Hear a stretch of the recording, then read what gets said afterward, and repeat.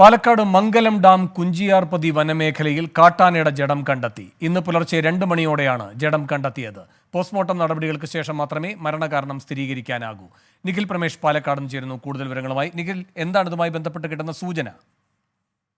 കുഞ്ചിയാർപതി വനമേഖലയിൽ കഴിഞ്ഞ ഏതാനും ദിവസങ്ങളായി ഈ പിടിയാനയെ വളരെ ക്ഷീണിതാവസ്ഥയിൽ കണ്ടതായി നാട്ടുകാർ പറയുന്നുണ്ട്. തുടർന്ന് രാത്രി 7 മണിയോടെ വനവകുപ്പ് സംഘം സ്ഥലത്തെത്തി ആവശ്യമായ ചികിത്സകൾ നൽകിയിരുന്നു. എങ്കിലും ഇന്ന് പുലർച്ചെ 2 മണിയോടെ ആന ചെരിഞ്ഞതായുള്ള വിവരം വനവകുപ്പിനെ ലഭിക്കുകയായിരുന്നു. പോസ്റ്റ്മോർട്ടം നടപടികൾ ഇതിനോടകം തന്നെ ആരംഭിച്ചിട്ടുണ്ട്. അതിനുശേഷം മാത്രമേ മരണകാരണം സ്ഥിരീകരിക്കാനാകൂ എന്നാണ് വനവകുപ്പ് ഉദ്യോഗസ്ഥർ പറയുന്നത്. ആനയ്ക്ക് മറ്റ് ആനകളുടെ കുത്തേറ്റതായി പറയുന്നുണ്ട്. ഇത് പ്രാഥമികമായി വനവകുപ്പിന്റെ വിലയിരുത്തലാണ്. അതോടൊപ്പം തന്നെ ശരീരത്തിൽ നിരവധി പാടുകൾ കണ്ടെത്തിയതായും വനവകുപ്പ് പറയുന്നുണ്ട്. എന്തായാലും പോസ്റ്റ്മോർട്ടം നടപടികൾ ഇപ്പോൾ പുരോഗമിക്കുകയാണ്. അതിനുശേഷം മാത്രമേ കൂടുതൽ വിശദാംശങ്ങൾ ഇതുമായി ബന്ധപ്പെട്ട് ലഭ്യമാകൂ. നിഖിൽ പ്രമേഷാണ് പാലക്കാട് നിന്ന് വിവരങ്ങൾ നൽകിയത്.